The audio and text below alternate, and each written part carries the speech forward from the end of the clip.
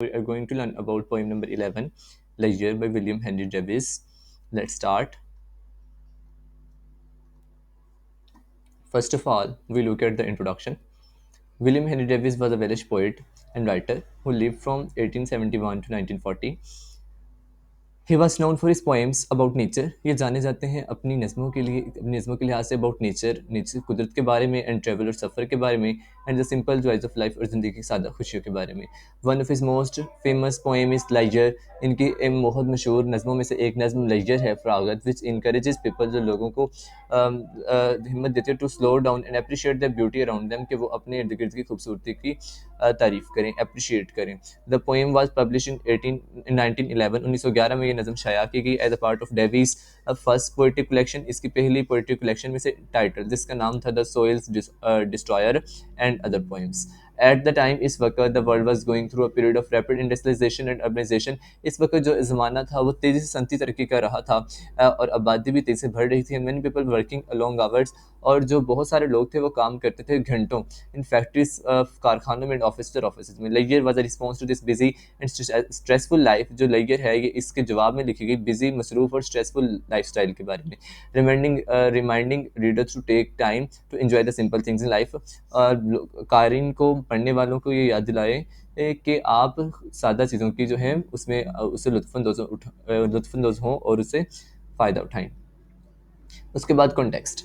इन his poetic interpiece Leisure William Henry Davies rebukes contemporary हमअसर societies, माशरे की hedonistic and अवरेशियस lifestyle, लालची और हेडोनिस्टिक लाइफस्टाइल जो है उसके बारे में तंज करता है। He contends that the modern man is so preoccupied. ये कहता है कि जो जदीद आदमी है वो इस कदर उल चुका है, इस कदर उसका जो दिमाग है वो भर चुका है विद प्रिक्वेनरी परस्यूट्स, पेक्वेनरी मालियती परस्यूट्स जो है मामलात के साथ, ठीक निगलेक्ट्स, कि वो नज़रअंदाज करता है the scenic splendour of the environment. Scenic मंजर को कहते हैं, स्प्लेंडर शान व शौकत को कहते हैं, ऑफ द इन्वायरमेंट माहौल की, कि वो माहौल के शानदार मनाजर को नज़रअंदाज करता है। Subsequently his leading a life of indigenous means मुफलसी, डेस्टिट्यूट। क्योंकि यही वजह है, नतीजा क्या निकला कि अब वो एक मुफलसी की ज़िंदगी बसर कर रहा है। To elevate his fatigued soul, to elevate his fatigued soul, fatigue कहते हैं थकी हुई रूह थकी हुई रूह को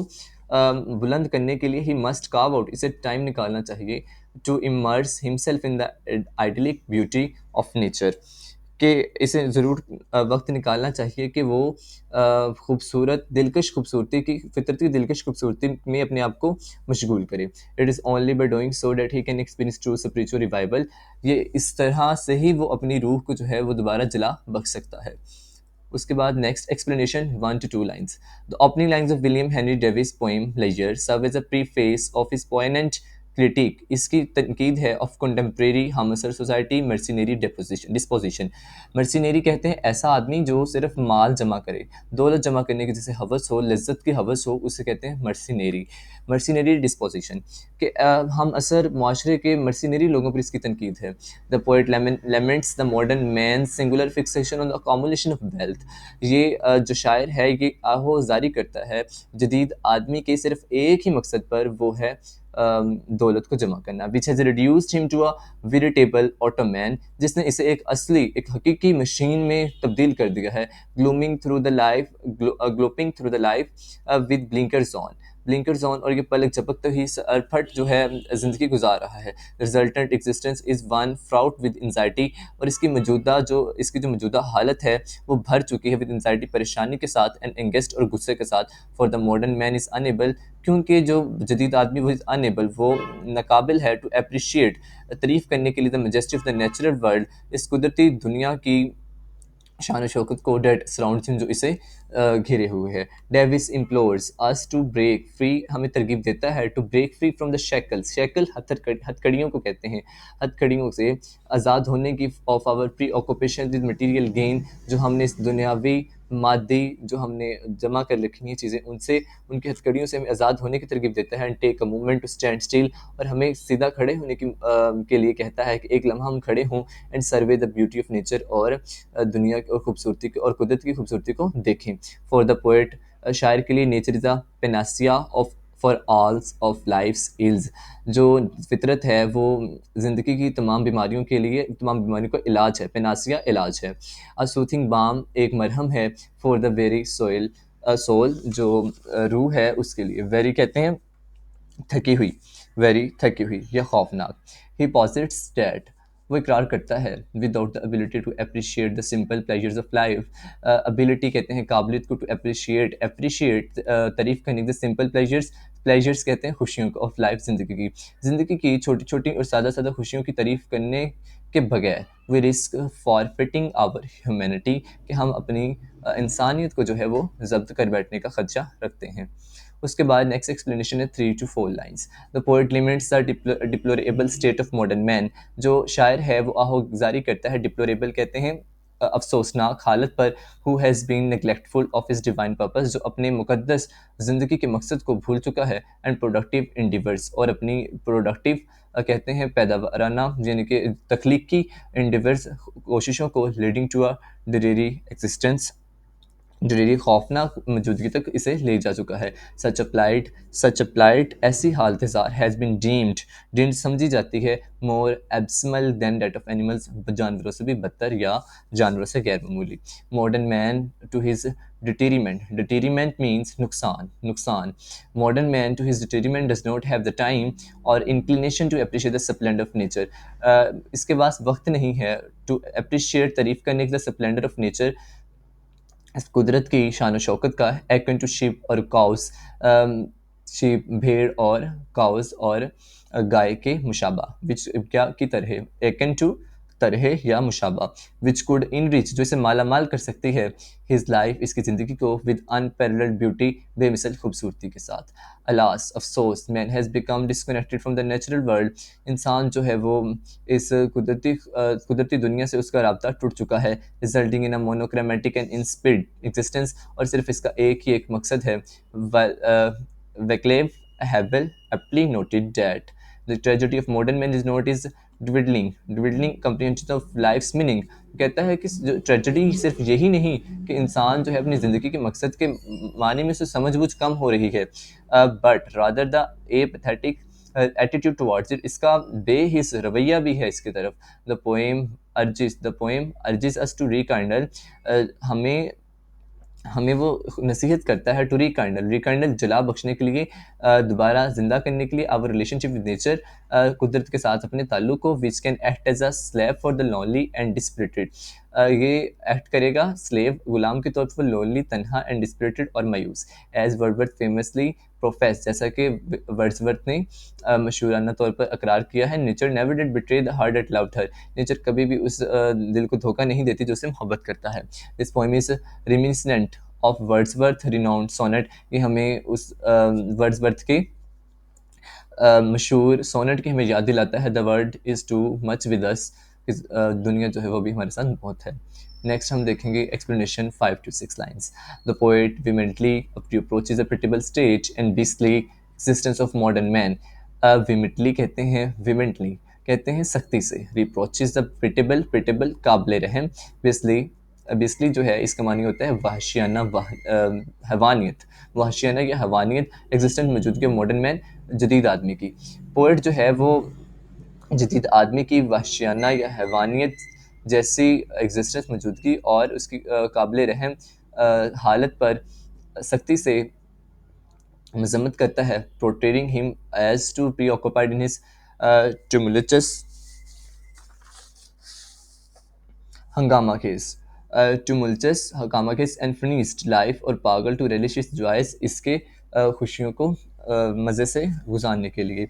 द मॉडर्न मैन अलास, जदीद आदमी अलास अफसोस, इज़ ब्रेफ्ट कहते हैं महरूम, महरूम ऑफ द प्रिविलेज इस्तेहकाक से, to escape to the woods, कि वो जंगलों में जाए, and behold the enchanting sight of squirrels, कि वो गुलहरियों के दिलकश मंजर को देखे, busily concealing their nuts, busily कहते हैं बिजली मसरूफ़, कंसीलिंग छुपाते हुए, देयर नट्स अपने अखरोट, इन द वर्डेंट, नट्स अखरोट भी कह सकते हैं, नट्स भी होता है, इन द वर्डेंट कहते हैं सब्ज़ घास, जो बहुत ज़्यादा आपको सब सब्ज दिखाई दे, उसे सब्ज सब्ज घास वर्डेंट ग्रास कहते हैं। The nuts in the verdant grass such delightful activities offer, ऐसी पुरमसरत जो एक्टिविटीज़ हैं, जो सरगर्मियाँ हैं, ऑफर इमेंस प्लेजर, उसे बहुत ज़्यादा खुशी देती हैं।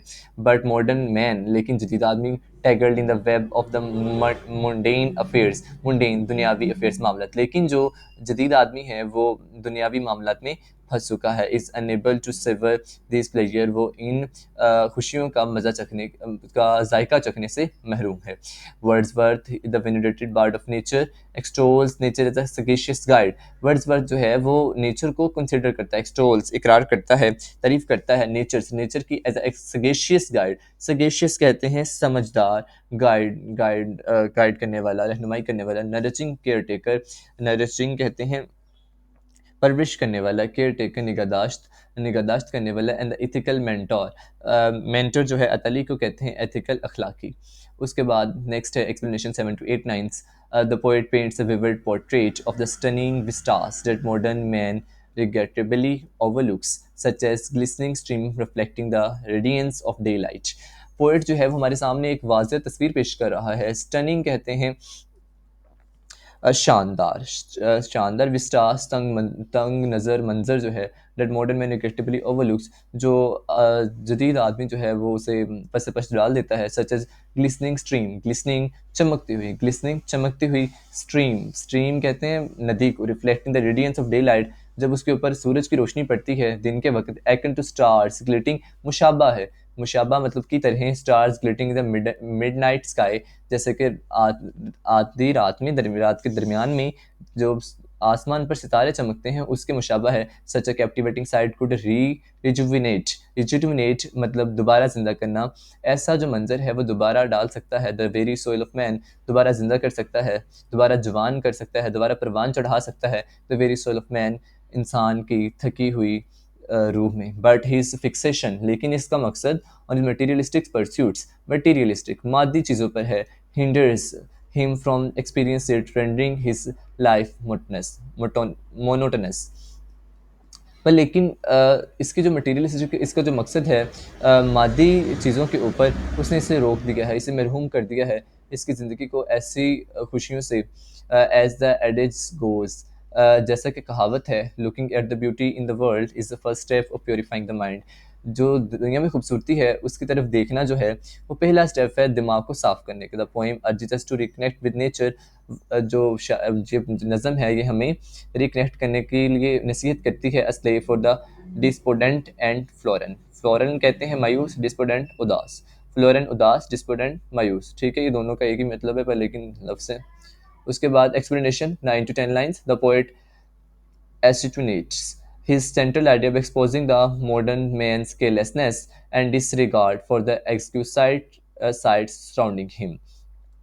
वो हमें मॉडर्न इंसान, जदीद आदमी की लापरवाही और इसकी दुनिया जो इसे खूबसूरत तरीन मंजर इसे घेरे हुए हैं उनसे कतई ताल्लुक़ अपना सेंट्रल आइडिया जो है वो पेश करता है, कतई ताल्लुक़ पेश कर कर अपना सेंट्रल आइडिया हमारे सामने रखता है। टू रेनफोर्स दिस नोशन, इस ख्याल को बताने के लिए he personifies beauty as a resplendent maiden, resplendent कहते हैं दिलकश, मेडन कहते हैं कंवारी दोशीज़ा लड़की। रेडियंट स्माइल, जो एक खूबसूरत मुस्कुराहट लिए, एंड पॉइज टू डांस, और रक्स करने के लिए तैयार है। ऐसी understand that none can resist her allure, allure जो है कैन रेजिस्ट, रेजिस्ट जो हम कहते हैं वो रेजिस्ट मज़ाहमत करना, मज़ाहमत मतलब नहीं कोई रुक सकता हर अलर रगबत से, उसकी रगबत से कोई नहीं रुक सकता, जो वो समझता है कि इसकी रगबत से कोई नहीं रुक सकता। The message of lovely maiden, maiden द शीज़ा लवली दिलकश, may imbue on our hearts with rapture and facility, felicity खींच सकता है, जो ये जो शीज़ा खूबसूरत लड़की है वो हमारी जो हमारे दिलों को खींच सकता है। एक्सपंगिंग ऑल वॉइस, ख़त्म करके ऑलवेज हमारी परेशानियों को एंड डिसअपॉइंटमेंट, हमारी उदासियों को, offering man to chance to revitalise himself, revitalise जिंदा करके, अपने आप को दोबारा जिंदा करने का मौका फ्राहम करके। Rejecting the modern man is hapless, जट अगरचे जो मॉडर्न मैन है प्लस वो बेबस है। Unable to reveal in the adoring grass of this stunning maiden, stunning maiden gazes, sorry, adoring gazes of this stunning maiden, stunning शानदार को कहते हैं, दिलकश को कहते हैं, मैडन दुशीज़ा। और गेजिस का मतलब यहाँ पर है नजरें। अडोरिंग इन द टू रिवेल, रिवेल खुश होकर, इज अनेबल वो खुश होने से असर है, वो खुश होने से बेबस है, to reveal adoring gazes of this stunning, इस दिलकश दुशीज़ा लड़की से। उसके बाद explanation 11 to 12 lines. The poet employs personification in being beauty with the attributes of charming girl, दिलकश लड़की की खसूसियत बारे में बताता है। Beaming and poised to dance, जो रक्स के लिए तैयार है। John Peter poses that nothing can ignore the allure of beauty, कि कोई भी नहीं इग्नोर कर सकता, पसे पश डाल सकता द अलर ऑफ ब्यूटी, खूबसूरती की रगबत को। This enchanting spectacle could enthral the modern man, ये भी खींच सकती है, असर जादू सा का असर जो है वो मॉडर्न जदीद आदमी पर कर सकती है। And distract him from his drivers, और इसे इसकी कोशिशों से डिस्ट्रैक्ट कर सकती है। ताहम ही इज हैपलेस, लेकिन वो बेबस है। फॉर, क्योंकि he can not spare a moment, क्योंकि उसके पास वक्त ही नहीं है। To savour the girl's beguiling smile, beguiling शानदार, बिगविलिंग दिलकश, शानदार दिलकश स्माइल जो है, लड़की की दिलकश स्माइल से मज़ा उठाने के लिए उसके पास टाइम ही नहीं है। Consumed as he is by a पार डेट हैज स्ट्रिप्ड हिम, जिसने इसे स्ट्रिप्ड, स्ट्रिप्ड मीन्स छीन लेना, स्नैच्ड, स्ट्रिप जिसने उसके छीन लिए हैं, him of all pleasures and fulfil his life with woe, और इसके सारी खुशियाँ से छीन ली हैं। And filled his life with woe, और इसकी ज़िंदगी को परेशानियों से भर दिया है। And the last two lines 13 to 14 explanation, the poet possesses a query, हमारे सामने वो क्वेश्चन पेश करता है। what life is this breath of time to stand and gaze, वो ज़िंदगी क्या है जो वक्त के बगैर हो। उसने पहला क्वेश्चन हमसे पहली लाइन में पूछा था कि वो ज़िंदगी क्या है जो वक्त के बगैर हो, जिसके पास हमारे पास खड़े होने के लिए वक्त ही नहीं है, एंड गेज और देखने के लिए। एंड हिमसेल्फ प्रोवाइड्स आंसर, वो खुद ही इसका आंसर देता है। Contending that modern man's existence is destitute, जो मॉडर्न मैन जदीद आदमी की जो मौजूदगी है वो मुफलसी जैसी है। प्लेग्ड बाय, प्लेग्ड कहते हैं दो चार है। Plagued by misfortune, encourage, encourage सजावार है, इनकरेज सजावार है। Due to the advent of this mechanical epoch, mechanical epoch कहते हैं दौर को, मैकेनिकल मशीनी दौर की इजाद की वजह से जो वो बदकिस्मती से बहुत सारी मुश्किलात से दो-चार है। The weight of his needs and desires has weighed heavily on his physique, psyche and physique, psyche इसके दिमागी और फिज़ीक और इसकी जिस्मानी ये जो चीज़ें हैं इन्होंने इसके ऊपर बहुत ज़्यादा असर डाला है। Has weighed heavily on his physique, psyche and physique, thus he ought to pursue layer, लिहाजा इसे निकालना चाहिए वक्त, फ़रागत का वक्त इसे निकालना चाहिए। And relish the divine bounty of nature, और फितरत की खूबसूरती से फ़ायदा उठाना चाहिए, मज़ा लेना चाहिए। नेचर वैसे भी इंसान के माइंड्स के ऊपर बहुत सारा जो है वो अच्छा असर रखती है। तो इसमें हमारे लिए यही लेसन है कि हम जो है वो अपनी ज़िंदगी में से वक्त निकालें नेचर के लिए, फितरत के लिए। हम नेचर के लिए वक्त निकालें, हमारी ज़िंदगियाँ जो हैं वो खुशियों से भर जाएंगी। ओके, अल्लाह हाफिज़।